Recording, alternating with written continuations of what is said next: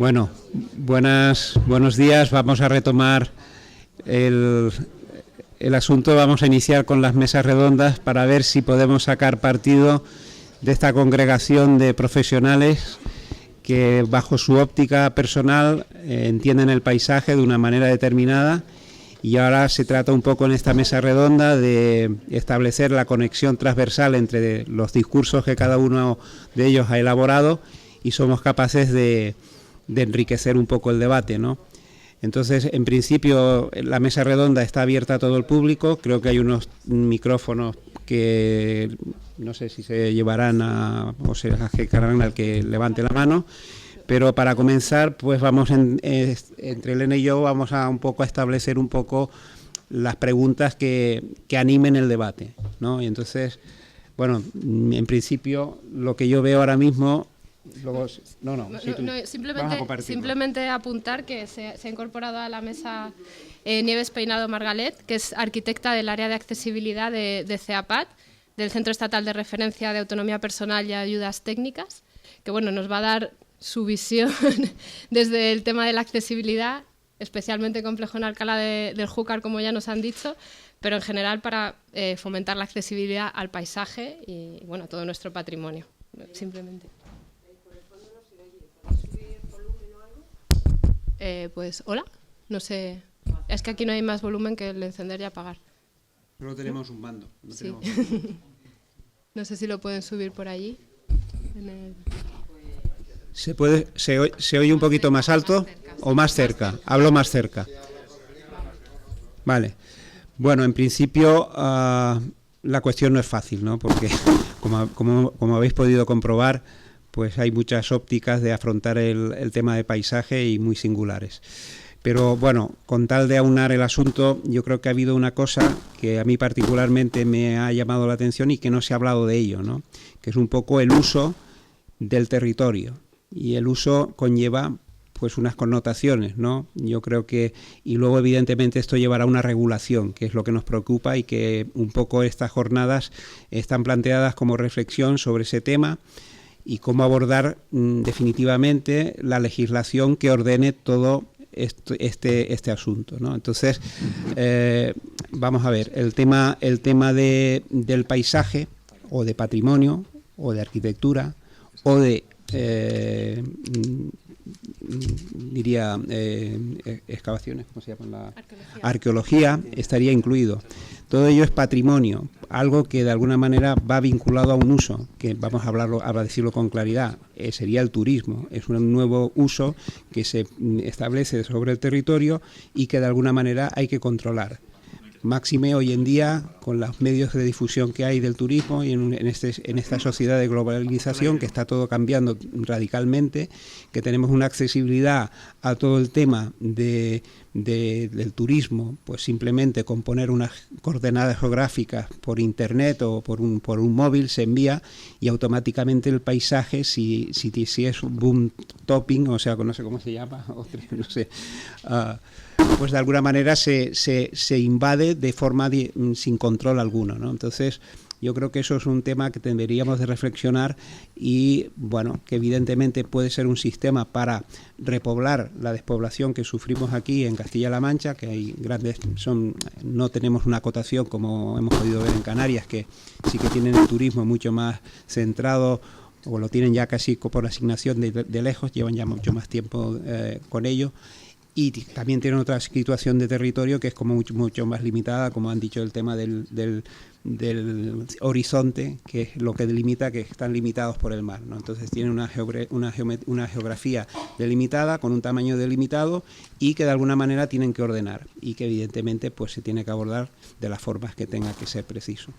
Entonces, ello plantea eso sobre la mesa, y entonces básicamente pues yo quería un poco para enlazar con todos los temas que ha habido, por ejemplo, lo que ha comentado Julia, su paisaje, donde, en fin, no sé si habéis tenido tiempo de leeros lo que hemos repartido, pero me parecía como una manera muy sugerente de aconsejar, sería como las buenas prácticas, si está muy bien dicho de esa manera. Entonces, una pregunta directa sería: esas buenas prácticas que me parecen loables y que sería una forma de controlar un asentamiento en el territorio, que en este caso entiendo que es más bien rural, en la zona en la que estabas comentando, no precisamente, puede ser de todo tipo, pero esas nuevas prácticas, cómo llevarlas a la legislación, porque claro, son buenos consejos, pero claro, el problema es, esto ahora tenemos que dar un salto y hay que recogerlo con una legislación que de alguna manera se coordine. ¿Qué nivel habría que establecer? Si tendría que ser una normativa general que lo recogiera, o a lo mejor tendría que ser a nivel de ayuntamientos particularmente, no lo sé, es una pregunta abierta. Has puesto el dedo en la llaga. A ver si puedo responder un poco ordenadamente. Nosotros, ya en Cataluña, estamos un poco con esta cuestión también de hace mucho tiempo, no de ahora, pero hace mucho tiempo, sobre la mesa. Yo haría primero un paso atrás. Esto de que hay que transponerlo a la legislación, también, más que una afirmación, yo lo pondría como una pregunta. ¿Hay que trasladarlo a la legislación? Durante bastantes años, y estas guías son fruto de años, ha habido un lideraje político, digamos, que ha considerado que más que incidir en normativa y legislación, el paisaje debería abordarse desde una perspectiva más pedagógica, más divulgativa, y por ello se han empleado muchos esfuerzos en hacer varias líneas de acción. Una, pues proyectos europeos con regiones mediterráneas que tienen organismos que trabajan en paisaje para ver qué se hace en otros lugares. Otro, una línea que ha llevado el Observatorio del Paisaje, en donde estoy yo, pero es un organismo adscrito que hace mucha comunicación, divulgación, y que se ha encargado de coordinar los 7 catálogos de paisaje de Cataluña, donde se han identificado, caracterizado y evaluado los paisajes de Cataluña, para saber qué tenemos. Tener como claro el paisaje que tenemos, cómo es y qué lo distingue y en qué estado se encuentra.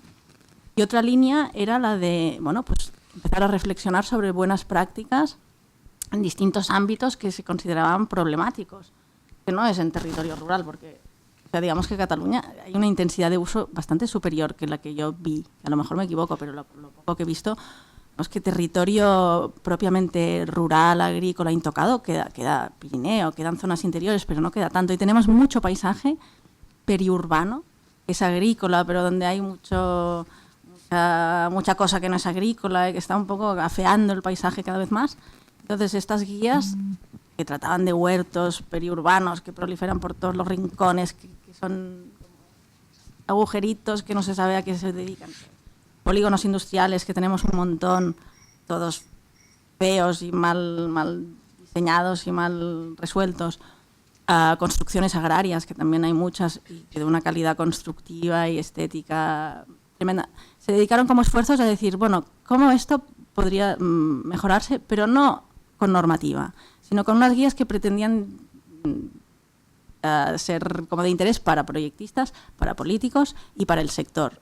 Con lo cual, más que incidir con normativa, era charlas, pues, caso de las construcciones agrarias, sindicatos, los entes que representan a los agricultores, a los ganaderos, para ver si en lugar de verlo como una injerencia y como un ataque y como una imposición normativa, lo empezaban a ver como un valor añadido, como una oportunidad, como una cosa interesante. Porque para esta precisamente las construcciones agrarias, que siempre nos fijamos en qué hacen en otros países, pues veíamos que en Francia al revés, o sea, hay concursos de naves ganaderas a ver cuál es la más bonita, que la que tiene el entorno más bien, no sé qué, y el concurso anual del departamento de no sé qué. Entonces, ellos lo entienden como una cosa de valor añadido al negocio. Y los que habréis estado en Francia veis que siempre te venden queso en la granja, ¿no? O sea, como una parte turística, si quieres, pero ello les lleva a tener como mucho más cuidado, y no solo por la parte de aprovechamiento económico, sino por cultura.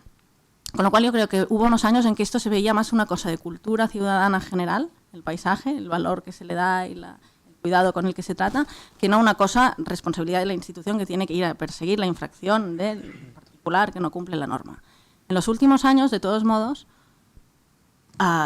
esta necesidad de trasladarlo a la legislación existe. Con lo cual estamos en un momento de pensar, estábamos en la escala de paisajes regionales, identificando paisajes como de tamaño plurimunicipal, una cierta entidad geográfica, unas características comunes.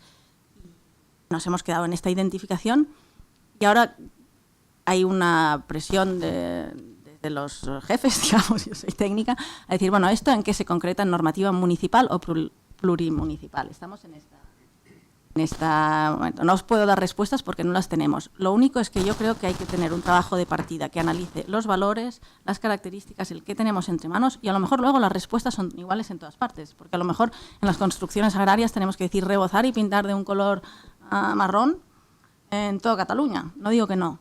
Pero tenemos que saber que a lo mejor hay una región, el Valle de Arán, por decir algo, con unas características muy específicas, donde allí las naves ganaderas sí que siempre se han hecho, no sé cómo, tal, y allí deberíamos poner en la normativa que el color, o que yo que sé, que las dietas sean de pizarra, porque entonces tenemos que partir de un buen análisis y un buen conocimiento antes de poder trasladar a la normativa.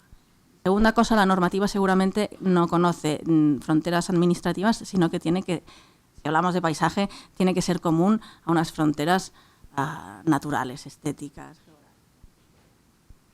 Lo dejo aquí. Muy bien.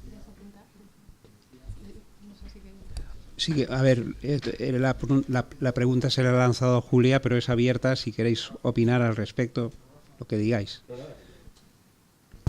Totalmente de acuerdo en lo que has puesto, Julia. No, hay otra cuestión que yo he detectado con vuestra intervención, que ha sido un poco, para mí me resulta muy importante, porque es el tema de la participación ciudadana. Yo creo que Julia también lo ha planteado un poco en la forma de actuar, no es necesariamente turística, además podría ser una explotación de otro tipo, de otra índole, o sea, tú puedes decir, sería patrimonio, pues por ejemplo, una instalación industrial, ¿por qué no? Si tú trasladas lo que es el valor de una instalación industrial, por ejemplo, las minas de Cardona, por decir algo, pues se ha hecho una intervención, que se ha puesto un centro de acogida que explica todo lo que es la industria y de alguna manera genera un turismo y genera un movimiento. Con eso se ha revitalizado una actividad que en el pueblo no existía. Ha dejado de existir la que existía con anterioridad, que son unas minas, y directamente al haberse dotado de un equipamiento de formación, lo que está trayendo al turismo es la curiosidad de ver lo que es nuestro patrimonio o lo que fue nuestro patrimonio. Con ese tema de patrimonio estoy incluyendo arquitectura, industria, incluso arqueología, porque, por ejemplo, en Toledo, pues que lo visité hace poco, pues hubo una visita guiada que descubres Toledo desde otro punto de vista, desde el punto de vista arqueológico. Entonces, claro, esto es una novedad que también no deja de ser patrimonio. Entonces, todo ese valor que está en alza, yo creo que tenemos que saberlo, y eso lo dejo como punto de reflexión, y que ya esto ya como es más genérico para que podáis intervenir todos, porque tampoco, si no quiero que nos centremos en una persona y en un debate de nosotros como activadores del debate, sino que bueno, que sea un poco más amplio. Entonces la pregunta sería, vale, para meter la accesibilidad en todo este compendio que estamos hablando de paisaje, patrimonio, arquitectura. Bueno, pues yo voy a hablar también un poquito de cómo introducimos en la accesibilidad, ¿no? Y hablabas de participación. Participación solo es posible si ese entorno lo hacemos accesible. La accesibilidad. ¿No se oye nada? Perdón.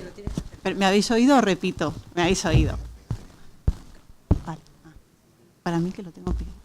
Bueno, decía que si pensamos en el paisaje estaba ahí antes de que llegáramos nosotros. Nuestras primeras intervenciones en el paisaje es para acceder a él, ¿no? Desde el pequeño camino que abrimos es una actuación de accesibilidad, por así decirlo, ¿no? Y solamente a lo mejor en algunas cuestiones así de patrimonio, en algunas situaciones muy concretas de patrimonio, como puede ser el castillo, que lo que evitamos es lo que tratamos de conseguir es lo contrario, que nadie más que nosotros lleguemos, ¿no? Porque nos planteamos como fortaleza, como puede ser el castillo de Alcalá, ¿no? Pero sin embargo, si hoy, en el día de hoy, estamos pensando en cómo mantener ese patrimonio vivo o ese entorno vivo, una de las cuestiones que no debemos dejar nunca de lado es la accesibilidad, y pensar que la accesibilidad es una oportunidad para mejorar el patrimonio frente a lo que siempre oímos, ¿no? O por lo menos a nosotros nos nos llega muchas veces, ¿no? No, es que en patrimonio, es que con la accesibilidad ya esto va contra el patrimonio. No. Y igual lo que sucede, lo que hablábamos de las normas, y por eso hablando un poco, es necesario establecer normas de actuación, pues quizás sí, o procedimientos o metodologías, pero sobre todo lo que hace falta es conocimiento, ¿no? Y al final sobre todo esos valores, ¿no? Era poner sobre la mesa la accesibilidad. Bueno, con el tema ¿tenéis algo que decir, Víctor? Sí. Sí, como os estaba hablando de normativa, y nosotros simplemente por trabajar mucho en la Comunidad Valenciana casi que atesoramos el drama de sufrir, antes lo comentaba con Teresa, ¿no? Eso que el propio Tribunal de Justicia calificaba como un andamiaje jurídico impenetrable. En respuesta a esa pregunta, yo simplemente a lo que animo, porque además creo que incluso alguna persona que también ha intervenido en las legislaciones valencianas está asesorando aquí, pues a reflexionar sobre lo que allí se ha hecho, donde sí que estamos operando ya desde hace muchos años con una ley, luego con un reglamento, posteriormente la ley se modificó, ahora tenemos otra ley que también nos han anunciado que se va a modificar, que esa es otra, ¿no? El constante baile de soporte legislativo que nos nubla a todos. Yo creo que la experiencia nuestra, a mí como persona que sufre eso a diario, no es especialmente positiva, ¿no? Porque comporta añadir algo donde curiosamente incluso los que creemos, ya no como arquitectos ni urbanistas, sino como ciudadanos, que hay que preservar el patrimonio en un sentido amplio, ¿no? De hecho, muchos de nuestros planes comienzan diciendo o aseveran que el patrimonio empieza en el paisaje, en una imagen del territorio y termina en una bisagra. Termina en la huella de las herramientas utilizadas para hacer una carpintería. Y todo eso es patrimonio. Quiero decir con esto que a nosotros no nos tienen que convencer de nada, ya estamos convencidos. Sin embargo, cuando uno ejerce la profesión y trabaja pues tanto para administraciones locales, sobre todo municipios que además atesoran tienen un territorio lleno de valores, percibe por parte del otro lado una especie de integrismo curioso que casi que parece interpretarse como que quiere condenar. Digo, el otro lado me refiero además a quienes supuestamente tutelan el paisaje a partir de las herramientas legales que tenemos y que se nos obligan a incorporar a todos los planes, ¿no? Entonces, no sé si es una especie de apología de un parque temático ideal donde no hubiera vida en el mundo rural o qué, pero al final es como si nosotros fuéramos los malos cuando todo lo contrario, ¿no? Hay una experiencia, sin embargo, que quizás es interesante, a lo mejor aquí también se podría incorporar, yo desconozco en qué términos está esa modificación legislativa, pero es una visión por fin más amplia a los catálogos, ¿no? Aquello que primero eran catálogos de bienes y espacios protegidos, con un protagonismo clarísimo al elemento arquitectónico, incluso individualizado, luego ya se fue extendiendo, luego apareció la arqueología, entre medias vino la etnología, también está la paleontología.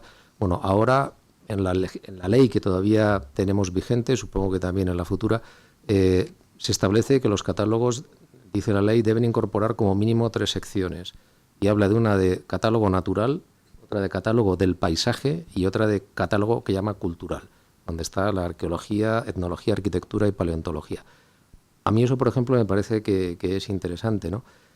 También comentábamos antes que allí ha habido una pérdida, yo creo que de escala y de sentido común, y cuando se aprobó el primer reglamento del paisaje, que ahora está derogado, pero es del año 2006, se terminó exigiendo a quien se quería hacer un vallado en el medio rural o una caseta de aperos de 20 metros cuadrados un estudio de integración paisajística, incluyendo, por supuesto, un proceso de participación pública en el que había que someter a consideración de todos los vecinos si esa caseta, que claro, todo el mundo decía, bueno, pero si el pueblo tiene 50 casetas, pues se podía hacer o no. Y si no, bajo la amenaza de que, claro, se está incurriendo en el incumplimiento de un precepto legal, por lo cual todo lo que vendría a continuación sería virtualmente anulable, ¿no? O sea, aquello fue un disparate. Ahora se ha corregido un poco, pero en definitiva simplemente lo que quería apuntar es que mi experiencia, si la tuviese que calificar de alguna manera, y quizá esto es un poco duro decirlo aquí en público, yo la calificaría como de frustrante.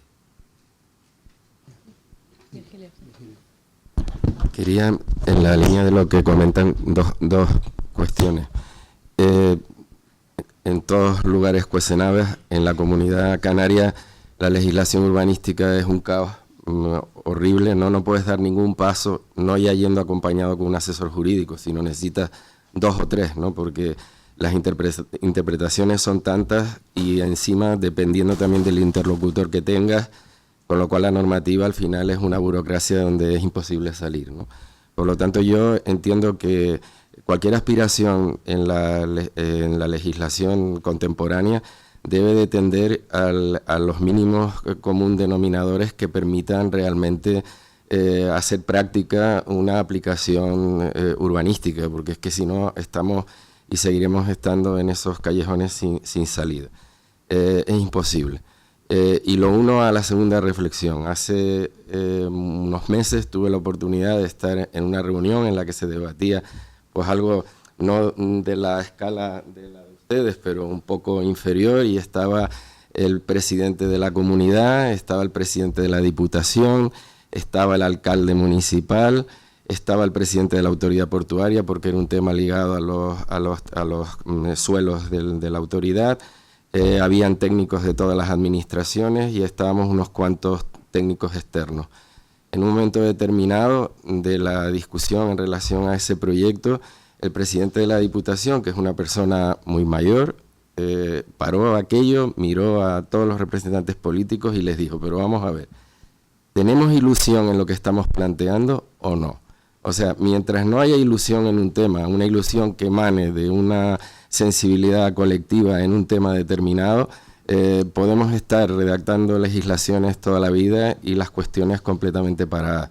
En la isla de Tenerife hay un montón de proyectos enormemente interesantes que se encuentran parados con las legislaciones perfectamente imbricadas en ese sentido, en esos casos concretos, para poderse llevar a cabo, y no se llevan a cabo por esa falta de ilusión, esa falta de proyecto de comunidad, en el sentido de que a qué aspira, ¿no?, tu comunidad, ¿no? Y al final se queda todo en una lucha de intereses políticos, en lo cual todo queda prácticamente congelado, ¿no? Decimos muchos ya que llevamos generaciones en esto, que desapareceremos nosotros, y muchas de esas aspiraciones enormes que tenía la sociedad siguen sin atenderse por esa falta, insisto, por un lado de ilusión colectiva y por otro lado por esa diatriba de legislación que nos seguimos empeñando en continuar redactando.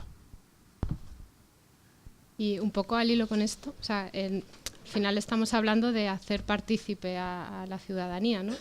Tanto en la definición de esos criterios, ya sean a través de normativas o a través de catálogos, ¿no? Entonces, ¿qué mecanismos podemos desarrollar para que realmente nuestros vecinos digan, pues mira, aquí vamos a potenciar estos valores, ¿no? Creo que en el caso concreto del alcalde del Júcar, sí que los vecinos están muy volcados en todo este procedimiento y tienen un entorno que ellos conocen como que tiene ese valor, ¿no? ya de por sí, ellos ya lo tienen interiorizado, ¿no? Y se identifican con el lugar y lo quieren proteger. Pero y en otros casos, ¿no?, cuando este valor que en Alcalá se ve tan evidente no existe, pero que sin embargo está ahí, ¿no? A lo mejor lo que hablaba Juan de las naves industriales, pues a priori no entendemos que sean unos elementos de valor paisajístico, pero sin embargo podíamos empezar a encontrar una singularidad que hiciera a ese núcleo con esas naves industriales tener un valor diferente al del resto y potenciarlo, ¿no? ¿Cómo podemos hacer que esa identidad de cualquier lugar llegue a toda la gente? No sea una cosa como de estudiosos. Difícil, ¿eh? Sí, no es nada fácil. Víctor, no hay una receta, no hay una fórmula magistral que garantice el éxito de esa participación. Yo creo que en Alcalá es que han confluido una serie de factores, se ha llegado a una situación límite donde subyace en el colectivo del municipio, de los vecinos, la necesidad de que eso se tiene que cambiar, se tiene que reorientar el rumbo. Practicamos en otros municipios donde se han puesto las mismas energías, las mismas metodologías y el resultado es absolutamente frustrante. En ese sentido yo creo que es muy importante, me gusta el enfoque, siempre he seguido con mucha atención los trabajos de la Generalitat de Cataluña, cómo se ha abordado el tema del paisaje, creo que es importante la concienciación. el dotarse a través de las guías de buenas prácticas de unas herramientas, no veo la necesidad de normalizarlo.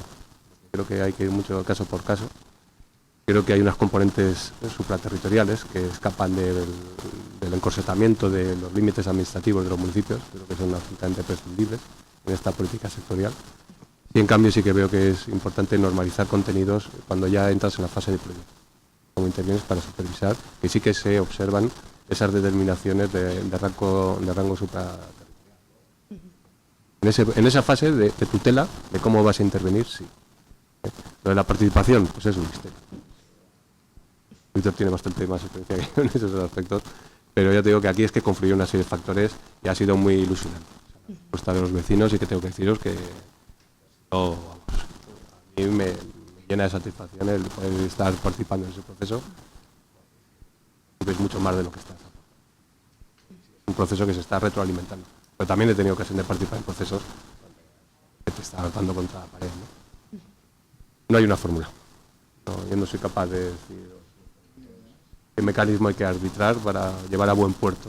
Yo iba a comentar un caso también curioso donde sí que se demuestra que al final la obligación, esté mejor o peor articulada, pero la obligación de tener que impulsar este tipo de herramientas y hacer unos procesos de participación si están bien hechos, porque también, en fin, uno ha visto procesos de participación que son una caricatura absoluta. Pero si el profesional se lo toma con un cierto interés, se provoca un debate que también puede tener hasta su parte pedagógica o invitar a hacer reflexiones que quizá antes no nos hayamos hecho. Y uno de los casos que tenemos ahora, donde hay un elemento que para nosotros, digamos, técnicamente es un recurso paisajístico que está incorporado al estudio de integración paisajística que acompaña a eso, que es una modificación en profundidad de un plan general, el Plan General de Cofrentes, donde todos sabemos que hay una central nuclear. Claro, al final la central nuclear es un recurso paisajístico potentísimo, pero además es tremendo por el tamaño, por el impacto que tiene, pero termina siendo, yo lo encuentro hasta con una cierta belleza escultórica, es una especie de escultura gigantesca donde es importante que ya vayamos haciendo, y se está haciendo, o sea que en este sentido, con mis palabras ahora hago una pequeña apología de la necesidad de hacer estas cosas, aunque a veces no estemos conforme con cómo se han articulado. Pero esa reflexión hay que hacerla, en este caso, por ejemplo, porque esa central tiene sus días de vida contados. Ya se sabe que le queda un determinado periodo, que ahora hay que ir haciendo un abandono progresivo que dura décadas, pero al final allí tenemos una infraestructura enorme sobre el territorio, con unas posibilidades gigantescas, que ha supuesto un desembolso económico gigantesco también, y que paisajísticamente pues ya forma parte de muchas generaciones que lo han visto siempre ahí y que tampoco es necesariamente malo. O sea, es como el Castillo de Alcalá de Júcar, nos gusta pues porque a pesar de sus reconstrucciones pensamos que es un elemento antiguo. Esto es una especie de castillo del siglo XX, ¿no? Mucho más potente. Y esa reflexión ha surgido ahora. Y yo creo que con el proceso de participación pública que estamos haciendo en este municipio, pues quiero pensar que al menos respecto a ese elemento, que es el gran elemento en Cofrentes, porque además está en otro paraje impresionante, bellísimo, al lado del río, muy próximo al propio pueblo, que también tiene su singularidad y su belleza. Pero en algún momento habrá que abordar una reflexión a fondo, paisajística y patrimonial sobre qué se hace con este elemento, y es un debate interesante que ha surgido ahora. Se me ocurren dos cosas. Yo, más que de participación, hablaría de concienciación. Yo creo que lo primero que hay que hacer es que la gente, cuando mire su paisaje, le vea algún valor, algún interés. Porque si no hacemos procesos de participación con gente que lo que está es o en contra de que se normativice o a favor o lo que sea, pero no está viendo nada, o lo que está viendo no le interesa o no le da valor. Entonces, yo creo que estamos, bueno, como todos vivimos en esta sociedad globalizada, tenemos unas imágenes en la cabeza de lo que es bonito, lo que no. Normalmente lo bonito es verde y es como un paisaje inglés, y lo que es feo pues es, no sé, seco y marrón. Y primero hay que empezar a reconocer qué es lo propio y a verlo como con buenos ojos. Entonces, a ese respecto, me acuerdo mucho siempre de una anécdota. Mi madre es arquitecto y yo soy de Barcelona, pero nos fuimos a un pueblecito en Gerona, crecí allí. Y en un momento dado, en la plaza del pueblo, que jugábamos todos, que era de tierra delante de la iglesia, una explanada, se planteó esto de, bueno, ya somos un poco más ricos, vamos a hacer una reforma de la plaza. Y mi madre, como era la única arquitecto del pueblo, hizo un proyecto donde se pavimentaba un trocito, donde había el cementerio antiguo se pavimentaba un poco con un pavimento diferente, los alcorques de los árboles, una fuente y no sé, y 4 bancos. Y el constructor del pueblo, que trabajaba mucho por allí, también hizo otro proyecto, porque se lo pidieron, y las cosas, y pérgolas, y árboles muchos, y como de jardinería, tal. Y mi madre contaba cuando volvió de la reunión en el ayuntamiento donde se expusieron, que después de expuestos los dos, pues empezaron a decir, pues no sé, tal vez que con tantas cosas, ¿no? Que es como modernizar al pueblo, nos traerá más visitantes o vamos a... Y que ella, cuando explicó el suyo, dijo, ya, lo que pasa es que a mí la Plaza del Pueblo, tal como está, me gusta mucho, y creo que el ayuntamiento... O sea, hizo como un poco de explicación de lo que había, de cómo lo veía ella, y yo creo que les cambió como las gafas a los concejales. Y dice, hubo un momento muy divertido en que uno dijo, pues a mí de hecho también me gusta. Y el otro, y el otro, y el otro. Entonces de golpe todo el mundo lo empezó a ver diferente. Pero porque había alguien de fuera, que había venido de Barcelona, que tenía una carrera universitaria, que era como del ramo, que explicó unas cosas y empezaron a decir, pues esto es lo que me pasa a mí. A mí en el fondo ya también me gusta. ¿Para qué la vamos a cambiar la Plaza del Pueblo si siempre ha estado así? Pues está muy bien, pues sí, claro. Y acabaron poniendo las 4 cosas. Entonces yo creo que primero tenemos que hacer este proceso de ayudar a ver si no se ve, porque a veces se ve y al revés, es el territorio el que defensa, salvemos no sé qué porque nos lo quieren machacar, entonces estupendo, pero empecemos a explicar lo que tenemos y a qué responde, y no tenemos un paisaje inglés, pues porque aquí o no llueve, o lo que se hace es pues, una agricultura no sé cómo, entonces esto es importante, quería hacer esta observación. Y luego la otra cosa es que más que la norma, que acaba siendo una jungla y que está pensada normalmente para el mal proyectista, y lo que acaba siendo es un impedimento para el buen proyectista que puede hacer cosas raras y quedar estupendo. Y en cambio el mal proyectista no sabes cómo, siempre acaba haciendo una chapuza que cumple todo, entonces vas añadiendo y vas añadiendo, intentando perseguir, intentando concretar más todo para que no te pueda salir. Y todos como somos, no, pero aquí pueblo un poco de a ver si nos sale más barato, si lo hacemos más rápido, y se acaba encontrando la manera de que sea una chapuza. Y la idea de la norma, como la perseguimos al infinito, yo creo que tenemos que incidir en la educación. Pues en la educación hablo de pequeñitos, de nuestros hijos. Y aquí hay una carpeta por aquí, con la goma, porque está muy vieja, que se ha dado, de un proyecto que impulsamos, que no ha dado unos grandes frutos porque no se ha impulsado. O sea, falta la voluntad política también de meter ahí... Pero hicimos un proyecto que era pues 10 láminas sobre 10 paisajes normales de Cataluña, con una foto panorámica, unos cartelitos que decían, mira, un río, aquí la fábrica de no sé qué, tal. Y una web que acompañaba esto con unos ejercicios, era para secundaria, de 12 a 16. Y entonces en la web había unos ejercicios, identifica cosas agrícolas en este paisaje. Ahora ponte en la piel del agricultor, ¿qué ve él en el paisaje? Ahora ponte en la piel del turista, ¿qué ve él? Ahora ponte en la piel del que vive en el pueblo. Y empezar desde los pequeñitos, y quedó pendiente un proyecto de primaria también, empezar desde los pequeñitos a que los que van a construir el paisaje en el futuro, ellos ya lo vivan, no les haga falta cumplir una norma. Sentirlo propio al final, ¿no? Que esa es la tarea, ¿no? Entender que es difícil, pero seguramente no es desde el departamento de urbanismo, es desde el de educación donde tenemos un plan. Totalmente de acuerdo. Yo creo que la óptica con que se mira la participación tendría que tener un poco de cualificación. No se puede seguir, y entonces el sitio probablemente es desde la educación, es decir, cuando tienes capacidad de entender las cosas bajo otro punto de vista, un poco más ajeno a otros tipos de intereses, entonces, y que esto lo hagas tuyo. Pero para eso la participación, yo creo que hay una labor muy importante de formación y hacerle, porque muchas veces se desconoce qué es lo que uno tiene, hasta que a lo mejor luego viene otro señor que se lo cuenta. El problema es, claro, tiene que estar bien documentado y tiene que estar bien dirigido, porque claro, también eso, normalmente la participación puede ser muy manipulable, también es cierto. Y entonces, bueno, ahí está.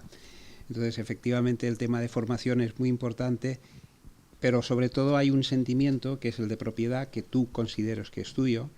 Por ejemplo, en cascos de regeneración urbana, pues que tú a lo mejor quieres potenciar la calle, pues si no existe el concepto en la ciudad de que la calle es tuya, que parece que es de otro, porque como es pública es de otro, no es mía, no te interesa mantenerla, o no tienes ningún interés, no luchas, o sea, te preocupa de tu salón para adentro, de tu cubículo hacia adentro, pero no la calle.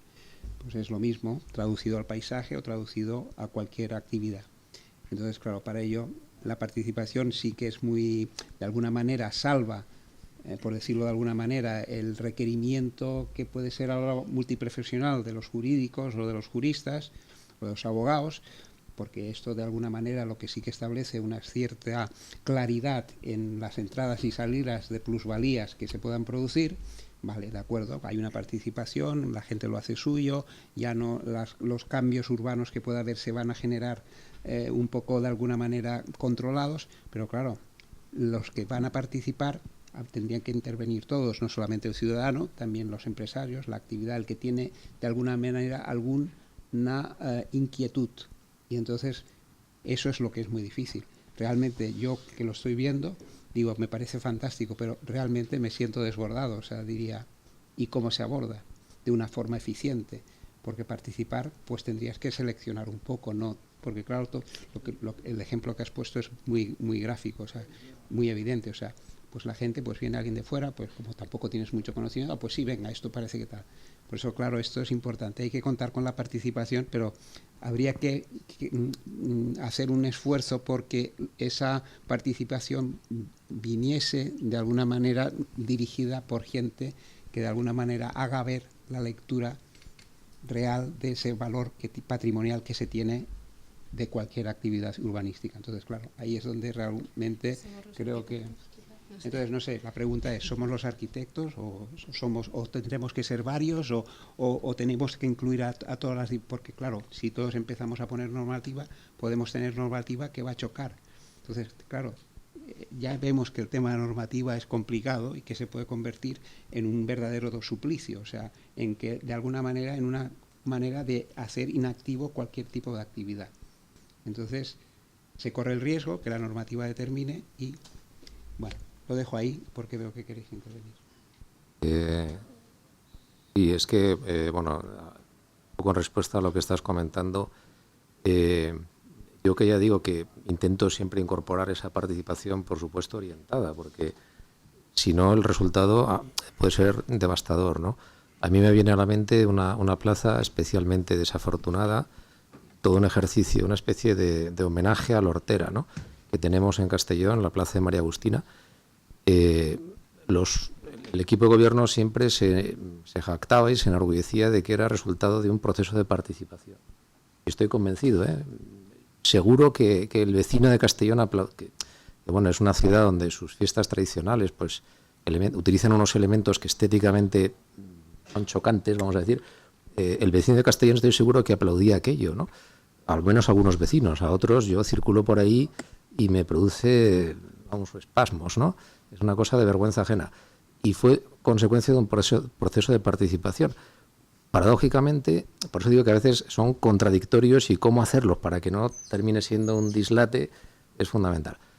Por otro lado, yo creo que no es menos cierto que si hiciéramos una encuesta entre los que estamos en esta sala, gran parte de los modelos urbanísticos o ejemplos de ciudades, ¿no?, o de pueblos, de localidades, que podemos imaginar como ejemplares, desde luego se hicieron sin ningún proceso de participación.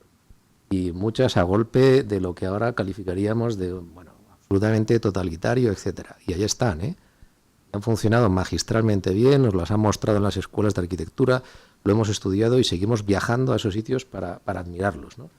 Me refiero desde un municipio, alguno de los que consideran que todavía mantiene el urbanismo inca, que alguno hay por ahí, hasta grandes capitales europeas, ¿no?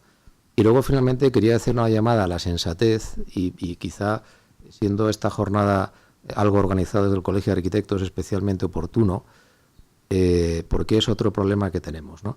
No se puede sobrecargar el planeamiento de una infinidad de estudios sectoriales que esto, ¿quién lo va a pagar? Porque al final, adivinad que todo eso, o sea, se hace un plan general, o aquí plan de ordenación municipal, y curiosamente, pues va su estudio de inundabilidad que mágicamente se lo traga el que redacta el plan. El plan de participación pública, que cuesta un dinero, igualmente. El estudio de paisaje, de integración paisajística, también. Todos los estudios que nos podamos imaginar, que yo también les he dicho que si es por imaginar, estudio de olores, estudio lo que quieran, ¿no? Al final, digamos que quiero llamar la atención porque no hay recursos y esto termina desinflando todo. O sea, cuando uno sobre sus espaldas tiene que asumir una ingente cantidad de trabajo multidisciplinar, tienes que llamar a un ingeniero de caminos para que con unos honorarios de miseria haga su trabajo, llamar a un geógrafo, contratar a un arqueólogo que casi que no le vas a pagar. Es todo tan triste, es una situación paupérrima que la incidencia sobre el trabajo es absoluta. Entonces, a la hora de legislar, pensemos, siempre los políticos dicen que toda ley hay que dotarla de un contenido presupuestario. Pues esta fiesta, ¿quién la va a pagar? Porque nosotros estamos agotados de verdad de asumir trabajos, en fin, en Alcalá, entre que tenemos un buen cliente y el amor al arte, se trabaja muy a gusto y otras personas que también ayudan. Pero hay muchísimas otras localidades donde es un suplicio y donde uno lo que está deseando es acabar. Ayer, de hecho, en otra localidad le decíamos al ayuntamiento que económicamente a mí lo que me pedía el cuerpo era renunciar a ese contrato, perder la fianza que depositamos y perdería menos dinero que si continuaba con el plan general hasta el final. Vamos a continuar por una cuestión de dignidad profesional y de compromiso, pero uno no puede vivir eternamente así. Entonces, ojo con todo lo que empecemos a pedir y a legislar, porque eso tiene un coste, alguien lo debe pagar y creo que no deberíamos ser nosotros. Bueno, ¿el público tiene alguna pregunta, alguna inquietud?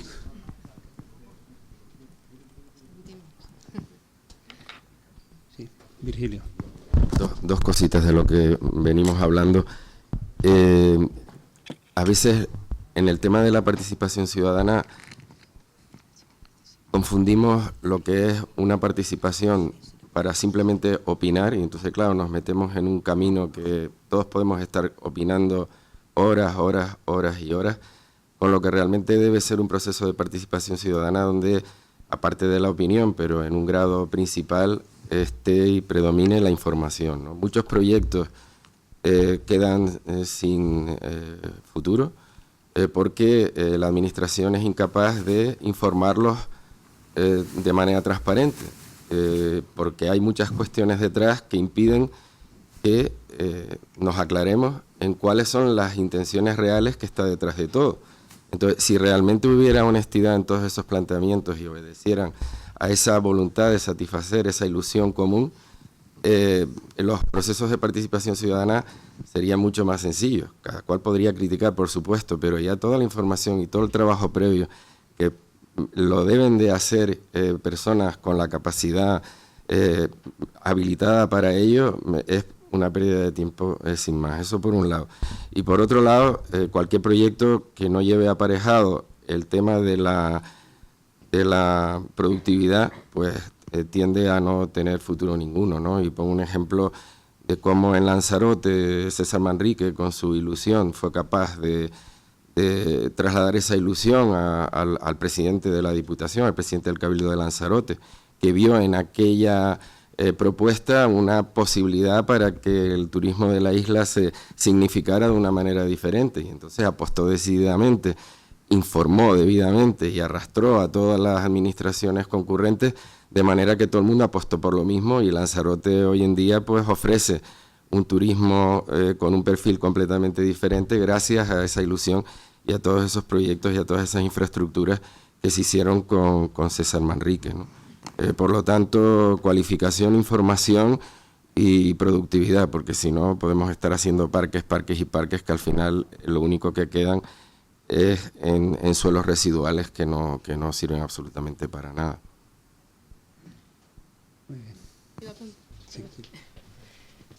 En el caso de Lanzarote que comentas, César Manrique al final hizo una intervención en un paisaje tremendamente singular. No sé si conocen Lanzarote, es una isla casi lunar, ¿no? Todo volcánico, y de repente todas sus intervenciones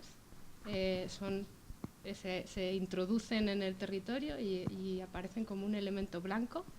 También que es la normativa insular ha regulado que todas las construcciones tengan una volumetría específica que también son blancas. O sea, al final, un poco el paisaje que vende Lanzarote, su oferta turística, es un paisaje construido por César Manrique con una nada naturalizado ni contextualizado quizá, o sí, o precisamente muy contextualizado, ¿no? Porque la atraviesa bueno, pues coladas volcánicas y bueno, se mete ahí dentro y en todo lo negro aparece su arquitectura blanca, ¿no? Podría ser una forma de potenciar ciertos modelos turísticos, ¿no? Decir, bueno, pues vamos a aparecer como en elementos muy singulares dentro de un territorio y vamos a intentar pues dar una visión del paisaje totalmente diferente a la que tenemos acostumbrada, ¿no? Perdona, Elena, porque me has tocado la fibra sensible. No con mayúsculas, ¿no? Yo estaba hablando de la parte positiva de César Manrique. Ahora que estoy muy lejos y que me has tocado la fibra, puedo decir que también la parte oscura de César Manrique, ¿no? Yo también digo que César Manrique fue el primer especulador que hubo, porque muchas de las construcciones que se hacían si pasaban por su consentimiento previo. Entonces, al final, se traduce todo eso efectivamente en una normativa y en unas actitudes que son completamente reaccionarias. Eso al final también es un problema, ¿no? O sea que lo que es en la parte positiva, en la parte negativa, ni me parece bien la normativa que ha derivado a partir de aquello, ni me parece tampoco el ejemplo de lo que hay y que se debe de hacer. Yo creo que cada cuestión obedece a un momento determinado, a unas necesidades determinadas, y yo creo que lo que hay que destacar es el espíritu, insisto, y la ilusión de esos proyectos, pero no perpetuar in eternum pareceres y maneras de actuar, ¿no? En Lanzarote ese papel que defiende la Fundación César Manrique, y lo vuelvo a decir aquí porque estoy lejos, no estoy de acuerdo, porque se ha transformado precisamente en una barrera para que cualquier otro tipo de actividad o de iniciativa o de parecer diferente no tenga cabida, ¿no? Aquí podríamos hablar del color, esta mañana también tú estuviste hablando del color, y podríamos hablar sobre el color muchísimas cuestiones, pero esa dictadura en Lanzarote de que el color tiene que ser blanco, bueno, podríamos estar todo el día hablando de esos temas, ¿no? O sea, no, yo por lo menos te digo que no. Entiende, pero hay un riesgo de caer en el pesebrismo, que es como hacemos todo, como si fuera, ¿no? Yo diría que a lo mejor hay una, no sé, pero entre la normativa que todo lo define y la discrecionalidad de alguien que decide a dedo, tal vez hay fórmulas como el de paisaje urbano de Barcelona, que regula el paisaje urbano, los otros, tienen como un órgano colegiado, donde hay varios expertos, y entonces una normativa que está, pero que no llega como al detalle infinito, que deja margen al criterio de tú sí, tú no, porque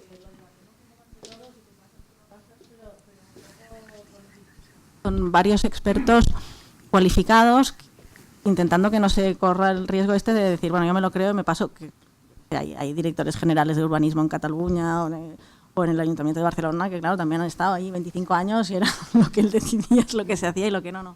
Pero a lo mejor hay una fórmula intermedia, es decir, bueno, tenemos una base normativa que no pretende llegar a todo, que a lo mejor establece más metodologías que parámetros, esto cuesta porque los arquitectos estáis más acostumbrados al parámetro, pero a lo mejor se dice se tiene que estudiar el color o se tiene que justificar el color y no dice el color tiene que ser tal. Y luego un comité o un órgano colegiado donde no sea uno solo que puede discutir y valorar el caso a caso.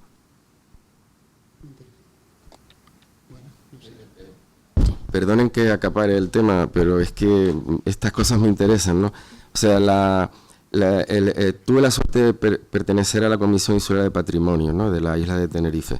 Cuando llegamos, aquello era unas discusiones porque entre que si la arquitectura contemporánea, la arquitectura tradicional, todo se bloqueaba.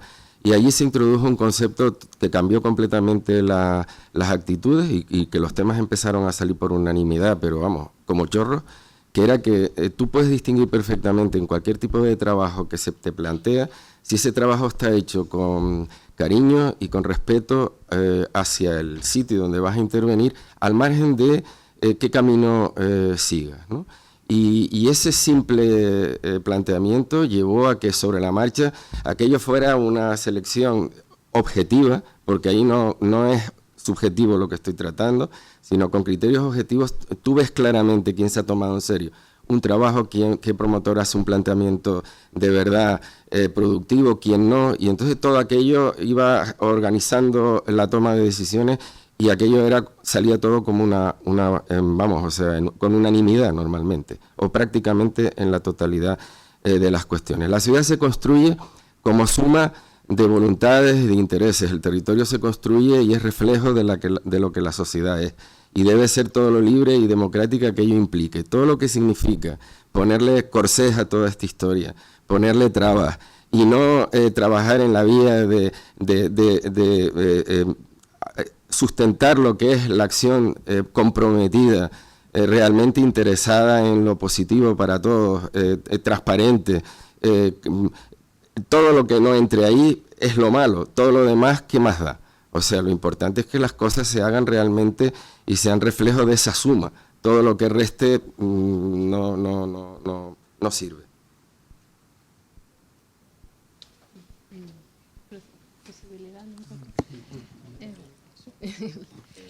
Comento un par de cositas. Sí, vamos a cambiar de tema. Sí, iba a decir, yo creo que como consecuencia también de la experiencia de trabajar mucho haciendo planeamiento, ¿no? Que al final, ya no sé si me encanalla, porque a mí me gustaría realmente debatir sobre lo que estabas comentando anteriormente, que es la parte más profunda y más atractiva, ¿no? Yo creo que ya estoy de barro hasta arriba, o sea, estoy cansado, mis clientes están agotados, los procesos son eternos y al final hay que intentar hacer que las intervenciones en urbanismo, en el territorio, en patrimonio, no sean extenuantes, ¿no? Porque también de ahí deviene su propia inutilidad. Y muchas de ellas ya encima nacen medio muertas, porque invocan una legislación que se derogó hace años, en fin, todo muy complicado. Dos observaciones o tres rápidas son una respecto a la modificación legislativa. Si en la nueva legislación castellano-manchega, desde un primer momento, si es que luego se pretende un desarrollo reglamentario, no se concreta lo suficiente, preveo una importante dosis de sufrimiento, porque habrá que cumplir una ley que no sabremos muy bien eso cómo se interpreta, pungo. Otra cuestión que se me había quedado antes, que la comentabas tú al comienzo y simplemente la lanzo para recordar que es un tema de tremenda actualidad. Desde luego en Barcelona lo sabemos porque nos llegan noticias todos los días, pero también en Alcalá de Júcar, ¿no? Que es el turismo como problema. Así, dicho directamente. O sea, el turismo sí, como oportunidad, como fuente de riqueza. Pero el turismo como problema, problema mayúsculo. Problema de infraestructuras, de ver cómo damos respuesta en una población, por ejemplo, Alcalá de Júcar muy pequeña, que de repente 2 días a la semana o en determinadas fechas se hipertrofia. Y luego del turismo, en fin, a ver qué turismo, ¿no? Porque también está el turismo depredador, el devastador, el discurso perverso que confunde lo público con lo privado, el desarrollo económico, hay que favorecer el crecimiento del pueblo. El turismo como problema. Y luego, por último, otra cuestión que le comentaba a Elena, que a mí me preocupa enormemente también en algún afán de ganarnos enemigos. Hemos querido denunciarlo esto en público y escribir algún artículo, ¿no? Ojito con los arquitectos estrella y sobre todo aquellos que manejan recursos públicos que al servicio del poder político, hay que pensar que esto ya en tiempos de Hatshepsut, en el siglo XV antes de Cristo, ya ella quiso dejar su huella y todo el mundo ha querido ser faraónico, ¿no? Pero ahora mismo vivimos en la era de la arquitectura de la opulencia, de la hipertecnología, ¿no? El pilar cuanto más inclinado esté y detrás el edificio, mejor. Lo que eso cueste da igual. Y estos grandes arquitectos estrella, no todos tienen la sensibilidad de Sisa, ¿no? Al que te referías antes. Ojalá esa preocupación paisajística que él demuestra en sus proyectos, yo qué sé, lo tuviera Zaha Hadid. Yo veo las obras de Zaha y digo, esta mujer, pues es que igual proyecta en Logroño que en Estocolmo o que en Tokio. Es el mismo disparate escénico, costosísimo. Y claro, al final nosotros, también en cuanto al paisaje, ¿no? Incluso en cuanto a nuestra condición de ciudadanos, estamos costeando ese bodrio. O sea, una cosa que alguien debe decirle al político que por ahí no, y no con nuestro dinero. Porque es un desprecio tan absoluto al paisaje. Al paisaje, vamos, desde 10 kilómetros de distancia, y cuando uno se acerca al espacio, igual, ¿no? ¿Sabéis la polémica, por ejemplo, que se desató en Tokio a propósito de este proyecto de Zaha Hadid, ¿no? Donde de una manera extraordinariamente fina, respetuosa, imagino que muy japonesa, pero muy sensible, pues, hombre, gente de la categoría de Toyo Ito, de Tadao Ando, que presidía el tribunal que le dio ahí el primer premio, pues vinieron a decirle que a lo mejor se había pasado un poco, ¿no? Que la falta de integración en el entorno, todo esto con nuestro dinero, ¿no? Y con un desprecio absoluto, y encima hay que aplaudirle, rendirles pleitesía, y sus obras se publican en papel cuché, mientras que el resto de los mortales andamos sobreviviendo como podemos. Entonces, esto pretende ser una denuncia lo más vehemente posible y una llamada de atención a nuestros políticos, en el sentido de que tienen una responsabilidad, no hagan eso con nuestro dinero y con nuestros recursos. Sí.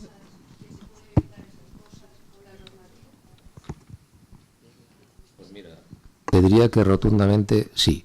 Si de entrada se sometieran a la ley de contratos del sector público, que es otra de las preguntas del millón. O sea, a esta gente, ¿quién la ha contratado? Por eso digo, normativa en un sentido amplio, ¿no? ¿Quién la ha contratado? ¿Cómo? ¿Bajo qué procesos?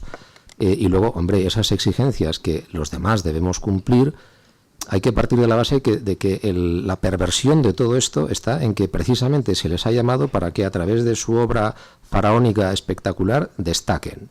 Entonces ya el planteamiento es tremendamente arriesgado, ¿no? ¿Destacar dónde? O sea, te metes en una ciudad, no sé, como Segovia o cualquier ciudad que tiene toda una historia detrás milenaria, y de repente hay que traer a un señor o señora en el siglo XXI con unas capacidades tecnológicas que desbordan ampliamente. Sí, está claro que podemos hacer el edificio de 1 milla de altura, y a lo mejor es el icono y hasta se podría medio defender, no lo sé. Pero yo creo que hay que exigirles cuando menos el mismo trato que al resto de los mortales. Y todo esto sin discutir que es cierto que a lo mejor excepcionalmente puede haber situaciones icónicas y que alguien me puede decir, porque también hay contraargumentos, ¿no? Que es el Guggenheim de Bilbao, que también hay que decir que aquello era una ciudad, esa era una parte devastada de la ciudad, ¿no?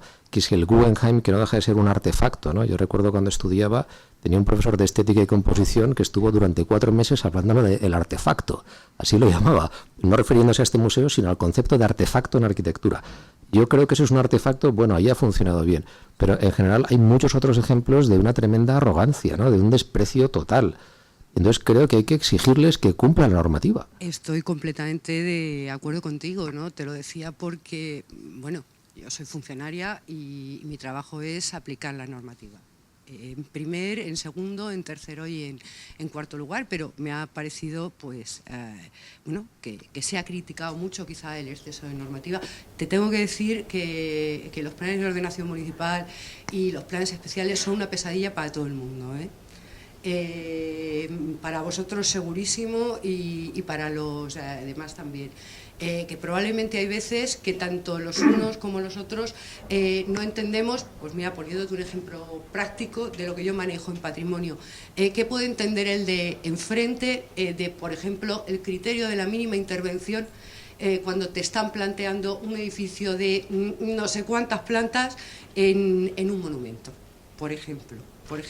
Yo creo que la normativa es necesaria, y yo creo que la normativa, a ver cómo lo digo, que fije criterios claros y que no sea abierta, permite ser más objetivo. Y efectivamente tratar igual a todos los proyectos que se acometan. Yo también quería decir una cosa, y es que lo estaba comentando antes con mi jefa de servicio, mi compañera María.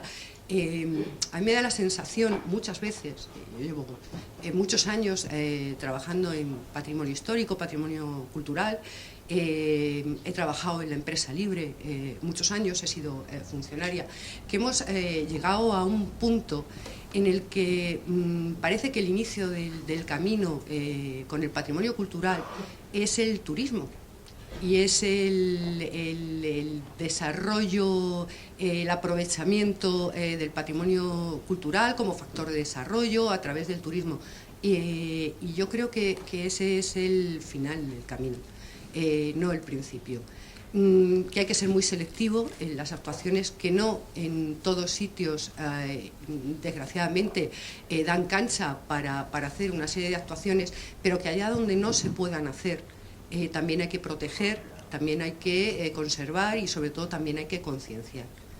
Y yo creo que lo que nos falta, en muchas ocasiones estoy completamente de acuerdo contigo, es concienciación, que todavía seguimos relacionando el patrimonio cultural con lo monumental, con lo artístico y con lo cronológico, que no hemos valorado y todavía no valoramos cosas tan habituales como la arquitectura vernácula, que también hay que mantenerla, y que además es lo normal y es lo que realmente refleja el desarrollo histórico de un pueblo, porque refleja los modos de vida, porque refleja la economía, porque refleja la sociedad, porque refleja los materiales de la zona, etcétera, etcétera.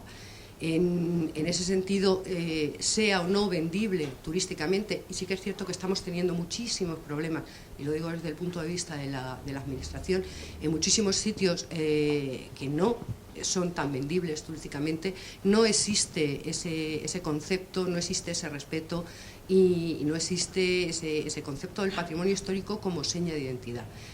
A partir de ahí es desde donde hay que partir. Porque vamos a ver, parece que el desarrollo, el carácter del patrimonio cultural como factor de desarrollo sostenible es el argumento que se está utilizando, y la coartada cada vez más, para decir que hay que conservarlo y que hay que protegerlo. Y yo creo que es al revés. Conchi había pedido la palabra.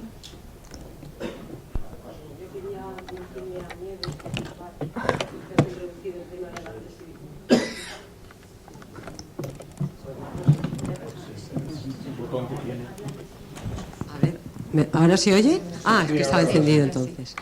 Nieves ha introducido el tema de la accesibilidad, que con el resto de los temas que estamos tratando yo creo que es importantísimo. Creo que mañana nos vas a acompañar a Alcalá del Júcar, con lo cual supongo que tendremos ocasión de que nos lo vayas contando más detalladamente, pero de todas maneras a mí es un tema que en un pueblo con una orografía como Alcalá del Júcar, con su castillo. Hace un par de años nosotros tuvimos una mesa redonda en el colegio también con motivo de la rehabilitación del castillo de Almansa, y recuerdo que el tema de la accesibilidad fue quizá uno de los puntos más controvertidos. Yo quería que nos contaras un poco cómo se puede aunar todo en sitios tan complicados. Bueno, vaya pregunta me has hecho, y además ya situándonos sobre Alcalá, ¿no? Evidentemente cuando actuamos en patrimonio cuando actuamos en patrimonio cada sitio es diferente, y tenemos que partir de que las soluciones, la misma solución que yo llevo en un sitio de accesibilidad, me da igual que sea de accesibilidad o otra cosa, pero en concreto de accesibilidad no puede ser igual en una ciudad como Alcalá, o cada sitio va a exigir una solución diferente, ¿no? Lo primero que como cualquier intervención arquitectónica, lo primero es tener una visión. A veces cuando intervenimos en un edificio para hacer pues una barrera arquitectónica, por ejemplo, y nos encontramos con el peldaño en el umbral de la puerta principal, estamos pensando, ¿y ahora este peldaño cómo lo resuelvo? Y nos olvidamos del conjunto. Yo creo que esa visión del conjunto, ese enfoque desde lejos, para luego acercarnos al problema, es una parte fundamental de la búsqueda de la solución, ¿no? Nosotros, bueno, hablaba de todo esto que veníais hablando, y yo estaba pensando, ¿qué puedo aportar yo aquí en esta mesa, ¿no? Yo pensaba en diferentes actuaciones que hemos venido llevando a cabo, ¿no? Y en esto de la participación, yo creo que la participación, hablábamos de la participación ciudadana, pero hay muchos niveles de participación, y vuelvo sobre ello porque, por ejemplo, en el caso de accesibilidad y patrimonio y la normativa, también otro tema que estaba sobre la mesa, pues nosotros creamos un grupo de normalización sobre accesibilidad al patrimonio, ¿no? Entonces, un grupo que bueno, que estaba, que lo llevábamos dentro de AENOR, que sabéis que es el organismo de normalización, ¿no? Y en principio era un reto para mí, vamos, un reto importante, porque yo realmente no sabía cómo lo íbamos a enfrentar, pero sí sabíamos que teníamos que partir del diálogo, y nos pasamos un año que todos los meses era simplemente pues los diferentes agentes que podían estar en este ámbito, pues de tanto de patrimonio como de la universidad, como de las asociaciones de personas con discapacidad, diciéndonos sus necesidades, como técnicos, arquitectos que trabajaban en diferentes ámbitos, tanto de la administración como en el ámbito libre. Pues en ese diálogo que planteábamos, pues fuimos trabajando y fuimos elaborando una norma que no es una norma más que no plantea más que una metodología, una forma de enfoque del problema, no da una solución aplicable a todos los sitios, porque veíamos que eso era difícil, ¿no?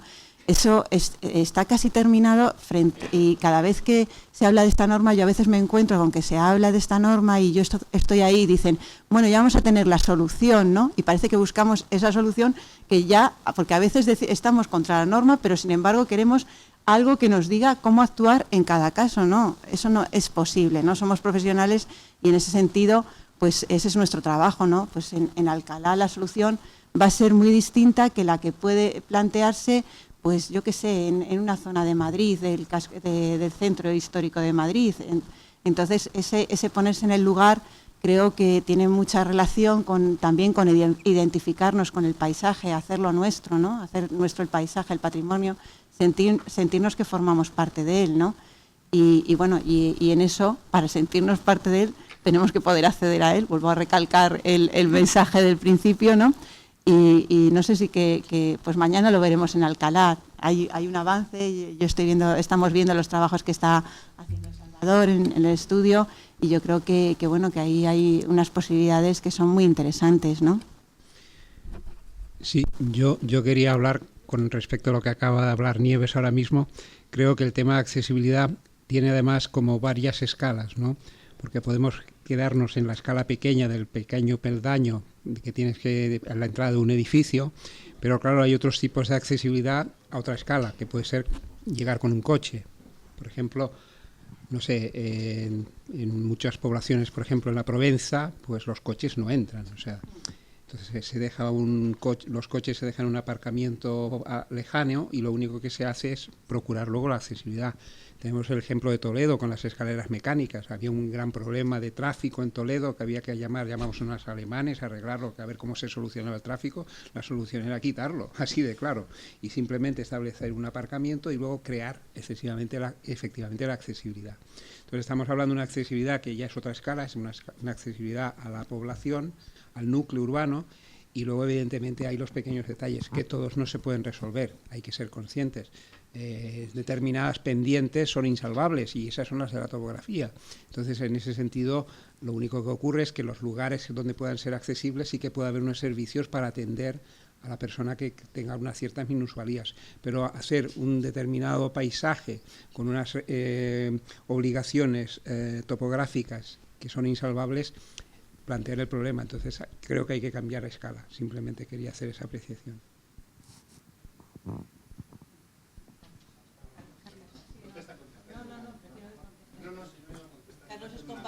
Vale, correcto. No, si yo iba a hacer una pregunta. Es que a mí al hilo, según estabais hablando sobre la normativa y luego sobre la participación, ¿no?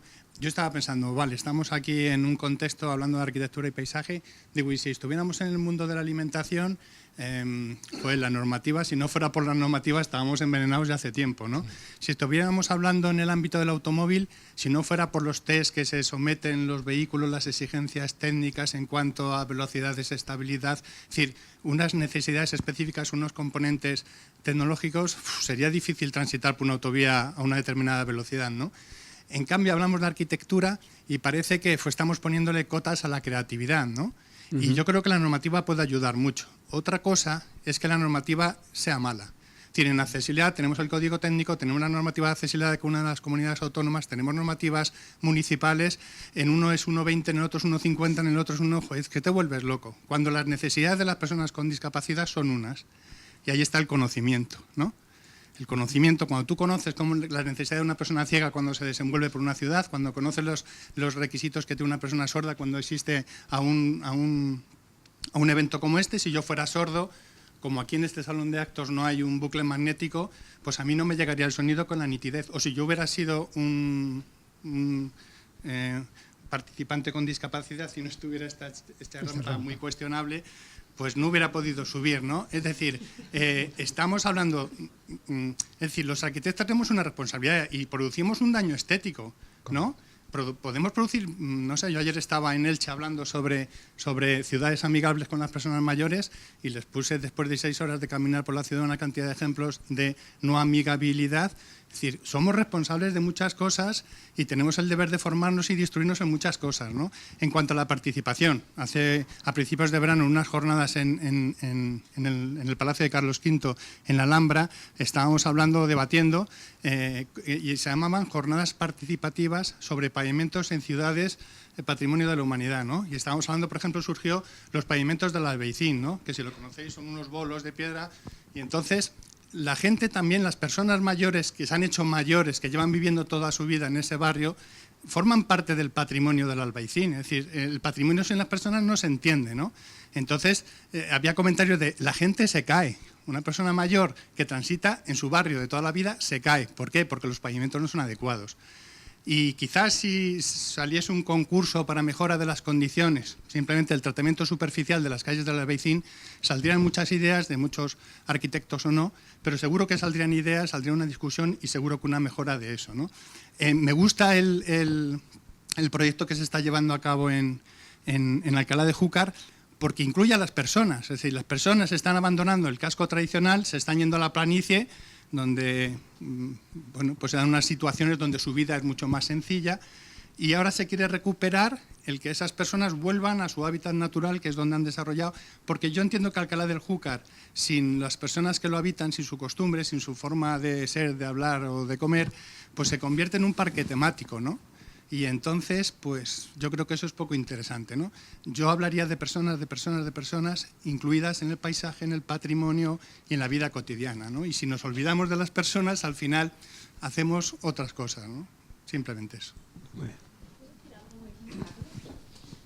Rápido, porque ya veo que es tarde, pero es que estaba pensando algo que se parece mucho a lo que dice él, que en patrimonio, tal como estabas explicando tú, que si se ve como recurso turístico, pero no necesariamente, que si accesibilidad, que tiene que incluir a las personas, que si paisaje. Al final, tanto en paisaje, accesibilidad o patrimonio, creo que lo importante no es si tiene valor natural o económico, turístico, o no solo eso, sino que son elementos de calidad de vida. Entonces, como concepto, calidad de vida creo que tiene que ser el motor de muchas de las intervenciones, el argumento con el cual defender estos aspectos. Rápido, pero creo que es lo que nos tiene que mover. Bueno, si me permites eso. Con respecto a lo que apuntabas de la normativa, o sea, doy por supuesto, y vosotros ya conocéis, vamos a remitir un avance de la normativa, o sea, por supuesto que estamos considerando esos factores, les estamos dedicando muchas energías, muchos esfuerzos, pero hay que establecer un orden de prioridades. Por eso he hecho hincapié, pero doy por hecho que, por ejemplo, de la mano de la normativa, los instrumentos que se van a lanzar, el no poner en peligro los valores identitarios de ese conjunto histórico-artístico, es un tema incuestionable. Los vecinos en ningún momento, al revés, están deseando que se articulen mecanismos para recuperar, deshacer el camino andado y retrotraer todos los errores que se han cometido en el pasado. Realmente es que cuando aterrizas ahí por primera vez, o sea, estás con la imagen icónica que os hemos mostrado, pero cuando tocas tierra, aquello, lo último que te esperas encontrar en La Mancha es lo que allí se ve.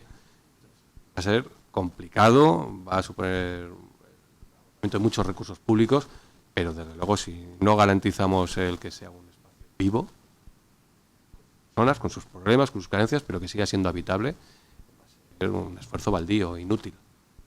Yo creo que entre todos debemos tener claro cuál es el orden de prioridades.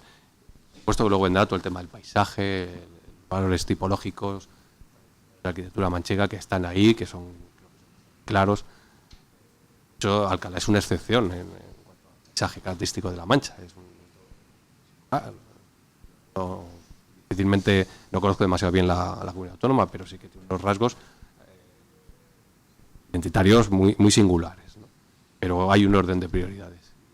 En ese paisaje, los residentes, los alcalainos, son los auténticos protagonistas y están en peligro, ¿no? Leticia. Yo simplemente hacer una reflexión y por dejar encima de la mesa. A mí me viene preocupando, me viene preocupando mucho tiempo lo que hablabas de la identidad. Es decir, que al final el hecho de que vamos transitando, me voy a ceñir estrictamente a España, vamos transitando por un montón de municipios de diferentes zonas, regiones, latitudes, y casi que nos vamos encontrando con un paisaje urbano como muy similar que no te genera ningún tipo de diferenciación o de identidad, ¿no? De ese sello de identidad que creo que es como el respeto que todos nos tenemos, ¿no? Evidentemente las ciudades patrimonio ya por sí llevan un respeto, un valor añadido y que todos tenemos como en la mente que eso hay que protegerlo, hay que salvaguardarlo y hay que cuidarlo. Pero creo que cualquier municipio merece también ese mismo cariño. Y eso, ¿no? El que podamos estar en un pueblo de La Mancha y ver que realmente el paisaje urbano es radicalmente distinto a un pueblo de la sierra, o yo que soy tinerfeña también, pues es decir, estar en un municipio del norte o del centro de Vilaflor, por ejemplo, ¿no? Que mi familia viene de allí y que no tiene nada que ver con un pueblo de la costa, ¿no? Y al final ves unas arquitecturas y un paisaje urbano que te ponen los pelos de punta y te genera una desolación horrible. Y la segunda cosa era, yo estoy de acuerdo en que tiene que haber un mínimo de normativa. También es cierto que excesiva normativa nos crea realmente mucho encorsetamiento y que no permite esa fluidez o esa creatividad.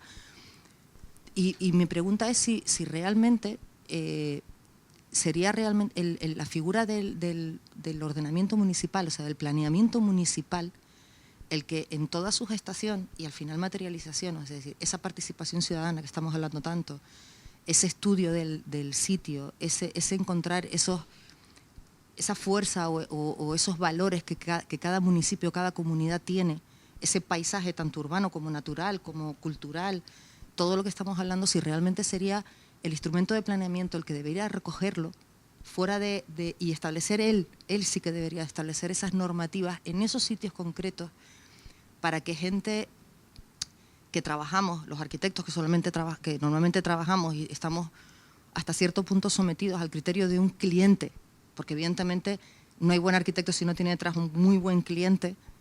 También entiendo que no hay buen desarrollo en un sitio si no hay un buen planeamiento, pero que también podamos, estar un poco limitados a esas necesidades o a esos criterios de un cliente que nos contrata, al margen de que también nosotros deberíamos evidentemente ser buenos profesionales como para también valorar dónde estamos trabajando, pero poder evitar el que veamos sistemáticamente en determinados sitios cosas que al final todos los habitantes o transeúntes tenemos que estar sufriendo durante muchísimo tiempo porque son actuaciones muy desacertadas que se hacen en un momento dado y que al final estarán allí durante muchos años y es lo que configura ese paisaje. Entonces dejo encima de la mesa si el planeamiento, teniendo en cuenta que es un instrumento que tiene que tener muchísimos estudios, tiene que ser un instrumento muy amplio y que evidentemente estoy de acuerdo que debe estar bien pagado. Yo una advertencia le paso a Virgilio que pidió la palabra y nos tenemos que ir a comer. Podemos seguir aquí, yo estoy encantado, pero simplemente que veamos eso. Virgilio. Igual quieren contestar. Sí. No, pero es que yo volví un poco para detrás. No sé. Ah, vale. Bueno, pues yo lo que digáis, pero... Sí. Juan, sí me gustaría decir algo, pero digo vale. Que no es así. No, yo... Volviendo al tema de la normativa por supuesto que es necesaria, ¿no? Pero por supuesto tiene que ser completamente distinta a la que tenemos porque es insufrible, ¿no? No hace mucho, tramitando un trabajo en una oficina municipal, el técnico me planteó una serie de pegas, ¿no? Y yo se las discutía y él me llevaba la contraria y entonces en un momento determinado yo le dije, pero mira, es que la normativa la redacté yo, ¿no? Y él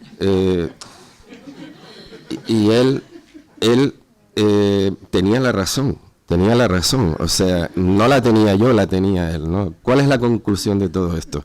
Que la normativa la hemos redactado y la están redactando muchas personas que deberían de estar haciendo otras cosas y no dedicarse a redactar normativa, porque la normativa requiere de un esfuerzo objetivo y de sabiduría tan grande en aras a ese común denominador que debe regular para que no envenenemos a nadie cuando construimos y todas esas cuestiones. En eso estamos de acuerdo, ¿no? Y pongo 2 o 3 ejemplos, ¿no? La ley estatal, ley de costas. La casita última que les enseñé, ¿no? Bueno, éramos ricos y todo era vía de la expropiación, y entonces se diseñaba una ley donde decía, si se te pudre el techo, te fastidia. O lo agarras como puedas o lo pierdes, ¿no? Entonces, cuando tú vas a reparar tu casa y tienes todos los techos podridos, no los puedes quitar, porque la normativa de costas, si estás en los ámbitos de protección, no te deja. Y esa casita que yo les enseñé tiene un sándwich metálico que ha costado un dineral que mantiene lo que está podrido. O sea, en los techos está lo que está podrido.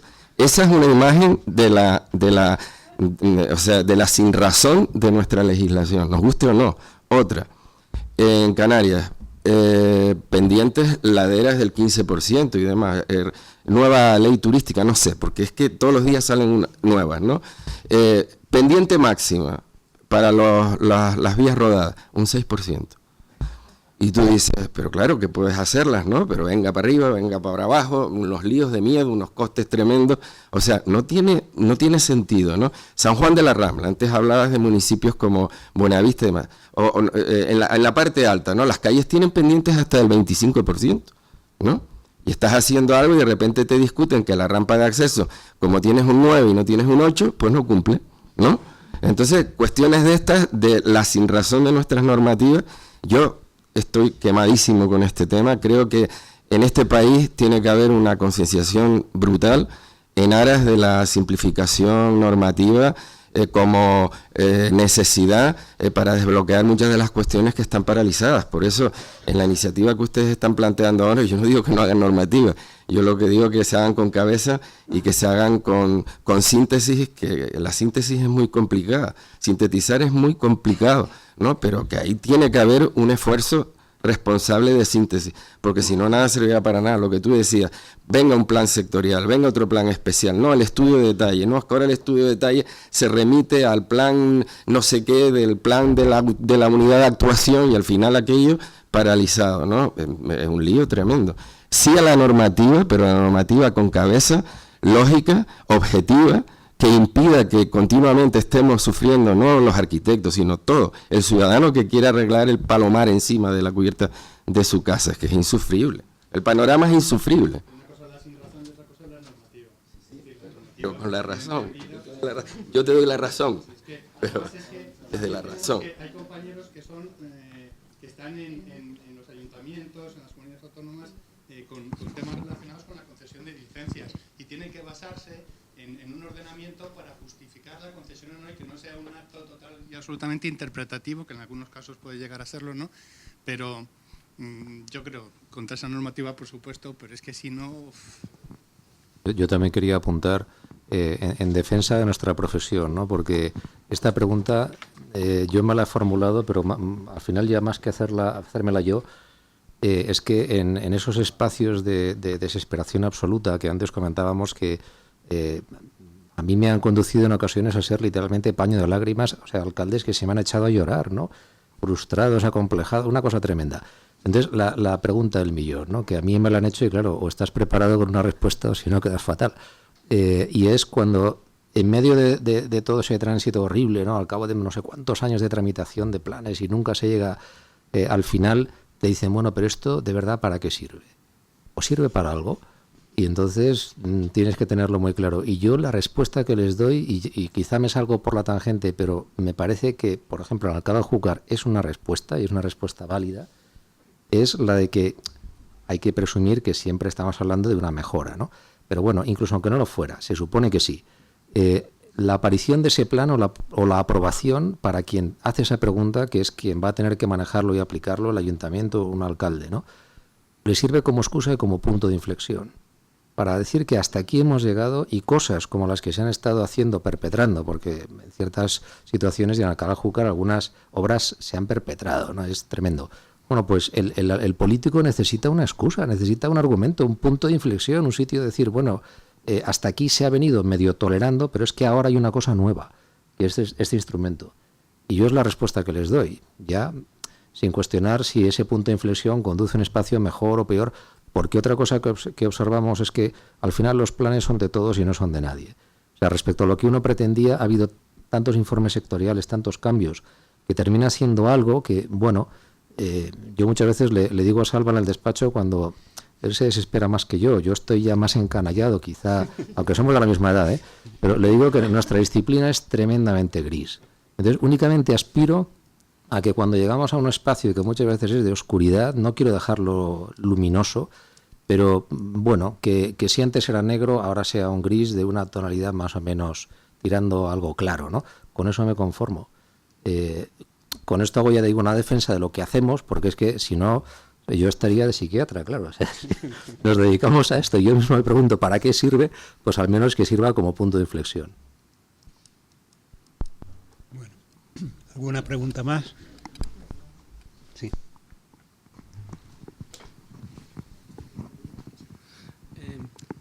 Llevo aquí todo el rato. ¿Me escucháis bien? ¿Sí? Vale.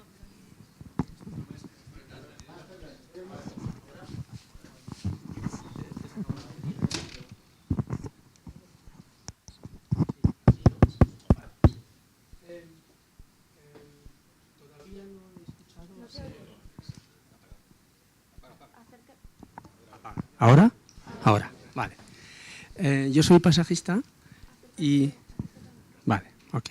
Nada más quería muy poquito decir que hasta ahora no se ha hablado mucho, estoy encantado de estar aquí, me han invitado, pero lo veo muy académico, muy técnico. Hasta ahora nadie ha preguntado por qué se despueblan los pueblos, ¿no?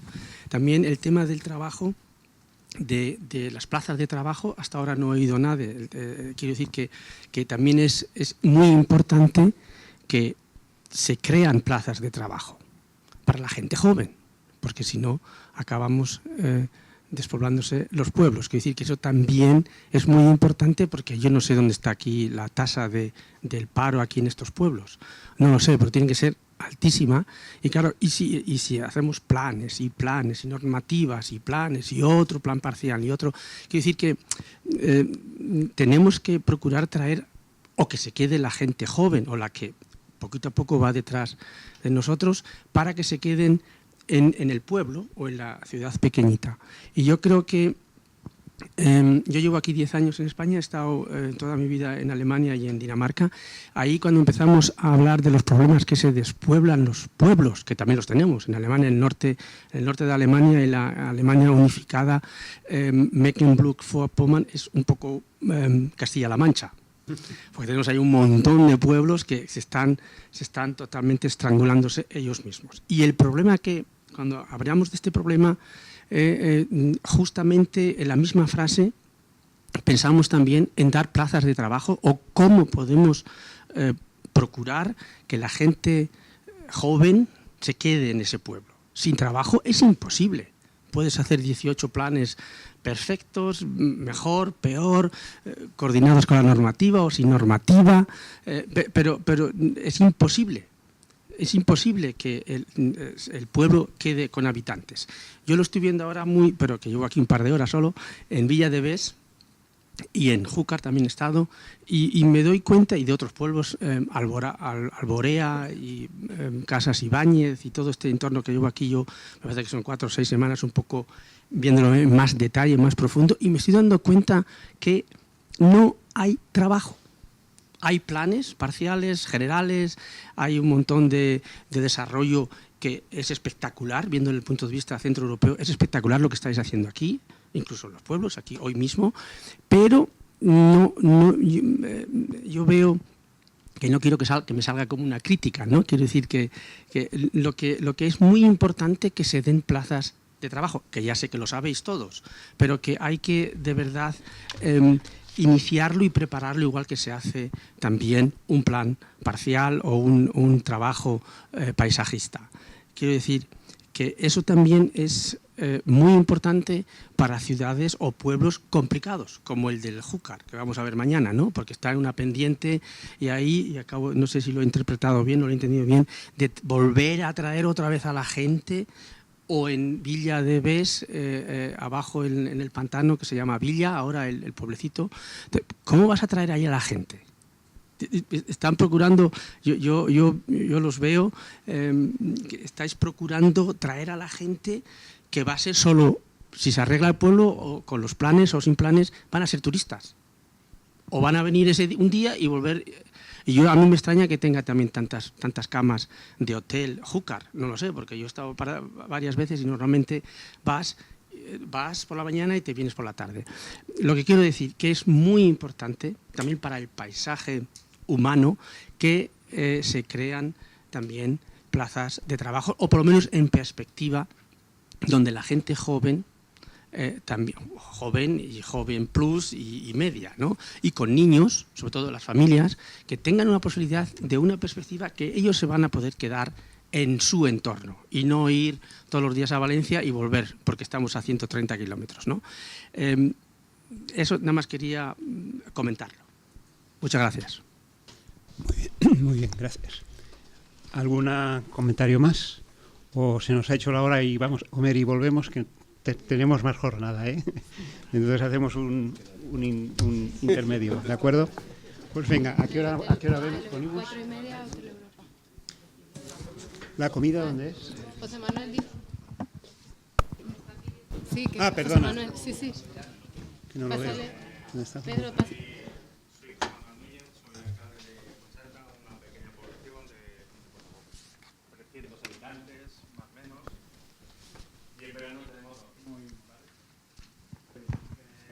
Más cerca. Sí, se oye.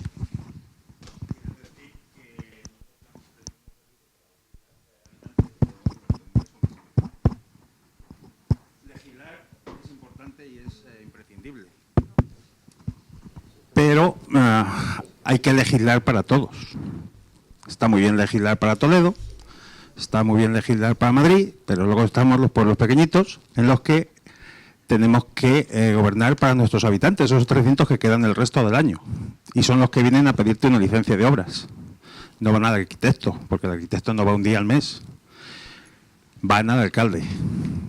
Y tú les tienes que dar una respuesta, más o menos la que puedas darle en ese momento. Por ejemplo, un pequeño detalle de una señora, una viuda, que cobra lo que cobra, 500 euros, y que se le había roto un palo de la cubierta. La cubierta estaba, y sigue estando, para tirarla.